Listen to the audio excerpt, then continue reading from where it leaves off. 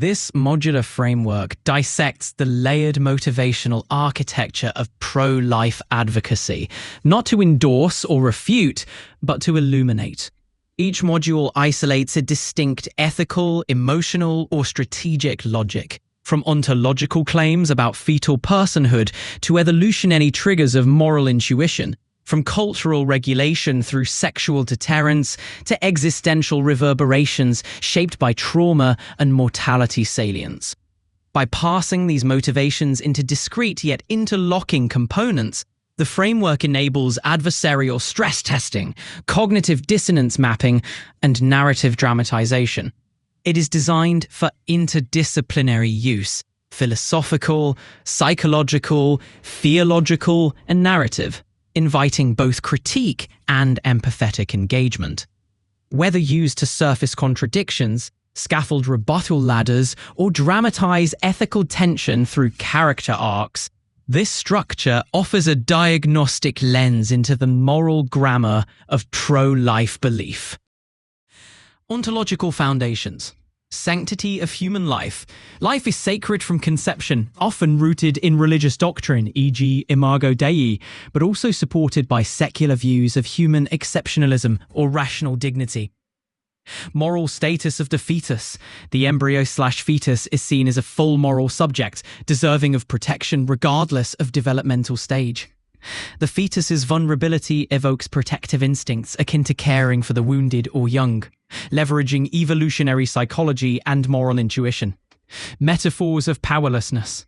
Abortion is framed as exploitative or cowardly, like shooting fish in a barrel or fishing in a koi pond, emphasizing the asymmetry of agency. Culture regulation via consequence. The permanence of pregnancy is seen as a natural check on casual sex, reinforcing a cultural ethic of restraint or sacredness around sexuality. Strategic moral engineering. Abortion access is viewed not just as a moral wrong, but as a destabilizer of sexual norms and family structures. Self-correcting tragedy. Death during abortion is interpreted as a tragic but morally symmetrical outcome, akin to dying while committing harm, suggesting a cosmic or karmic justice. The need for support during pregnancy becomes a gateway to religious community, spiritual conversion, and moral indebtedness. And faith feedback loop. Aid from religious institutions creates a sense of duty and gratitude, potentially leading to increased religious affiliation for both mother and child. Existential reverberation. Trauma-informed sanctity. Near-death experiences, miscarriages, or perceived miracles deepen the emotional weight of life and death decisions, making abortion feel symbolically catastrophic. And mortality salience. The unpredictability of death, e.g. car crash metaphor, heightens reverence for life and fuels opposition to its intentional termination. Let's trace the Christian view on abortion all the way back to the earliest sources, starting with Christ and the apostolic era, and see how the quickening test fits into the broader theological arc. From Christ to Gregory XIV, a timeline of Christian thought on abortion. Jesus and the Gospels, 1st century CE. No direct mention of abortion in the teachings of Jesus or the canonical Gospels. Early Christian ethics focused on love, mercy, and care for the vulnerable, but did not explicitly address fetal life. The silence is notable, especially given that abortion and infanticide were common in Greco-Roman society. Third, the Didache, 50 to 100 CE. One of the earliest Christian texts outside the Bible. It states, "You shall not murder a child by abortion, nor kill that which is begotten." This reflects a categorical rejection of abortion, without reference to fetal development stages. Third, Church Fathers, 2nd to 4th century. Tertullian, c. 155 to 240 CE, equated abortion with murder regardless of fetal development. Basil of Caesarea, c. 330 to 379 CE, declared that a woman who aborts is answerable for murder, again without distinction between formed and unformed fetus. Augustine of Hippo, 354 to 430 CE, introduced nuance by adopting Aristotle's theory of delayed ensoulment, around 40 days for males, 90 for females. He still condemned abortion at any stage, but only considered it homicide after animation. Fourth, medieval scholasticism, 12th to 13th century. Thomas Aquinas, 1225 to 1274 CE, reaffirmed Aristotle's successive souls model: vegetative, animal, rational. Abortion before rational ensoulment was a sin, but not murder. This laid groundwork for the quickening test as a theological and legal threshold. Fifth, papal decrees and reversals, 16th century. Pope Sixtus V, 1588, declared all abortion as murder regardless of fetal stage. Pope Gregory XIV, 1591, reversed this, reinstating the quickening test. Only abortion after animation was considered homicide. Uggs. Key insight. The quickening test wasn't a liberalization. It was a return to the dominant scholastic view, rooted in Aristotelian biology and Christian theology. It reflects a long-standing tension between biological theories of ensoulment, moral condemnation of abortion, practical enforcement of church doctrine. Okay, Augustine's motivation, why he hesitated to call abortion murder. Chapter 1. Philosophical uncertainty about ensoulment. Augustine openly admitted he did not know when life begins. In his Enchiridion, he writes, "At what time the infant begins to live in the womb? I do not know whether it is in man's power to resolve it." This epistemic humility led him to withhold the label of murder for early abortion, since he couldn't confirm whether the fetus had yet received a soul. He was influenced by Aristotelian biology, which posited a stage development of the soul: vegetative, animal, rational, with animation occurring sometime after conception. Uncertainty about ensoulment. In his On Marriage and Concupiscence, Augustine condemned abortion not primarily for killing a fetus, but for its moral intent. He argued that abortion served cruel lust and was used to avoid the consequences of sexual pleasure, which he saw as a perversion of marital purpose. So while he viewed abortion as a grave sin, he didn't always classify it as homicide, especially before ensoulment. His concern was less about fetal status and more about the disordered will of the parents.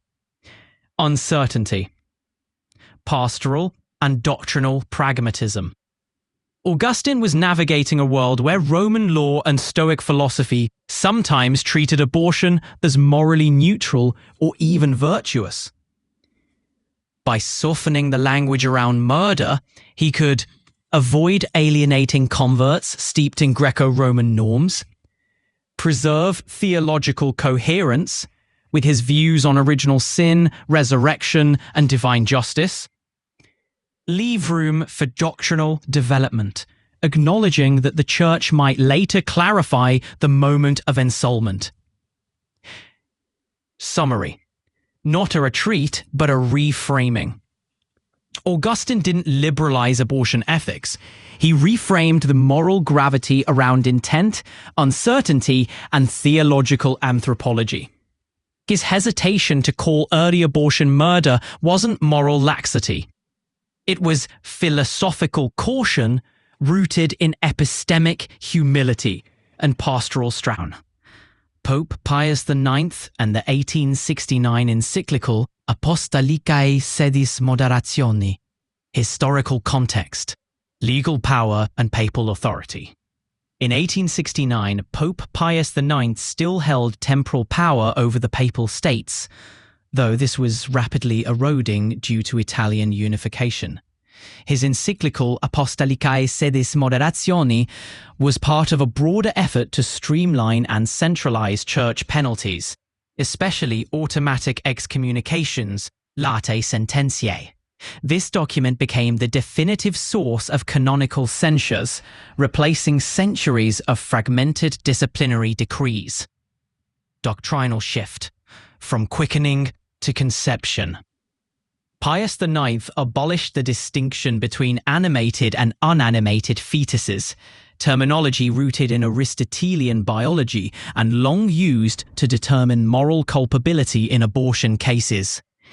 He declared that human life must be protected from the moment of conception, thereby rejecting quickening as a moral or legal threshold. This aligned with his broader theological vision, including the dogma of the Immaculate Conception, 1854, which presupposed personhood from conception. Penalty: immediate excommunication. The encyclical reaffirmed that any intentionally procured abortion, regardless of fetal development stage, incurred automatic excommunication. This was a radical consolidation of church discipline. No longer would early abortion be treated as a lesser sin or subject to local discretion. The penalty applied universally, binding all Catholics regardless of custom or prior regional practice. Comparison to Efflainatam, 1588. Efflainatam, issued by Pope Sixtus V, had similarly declared all abortion as murder and imposed excommunication.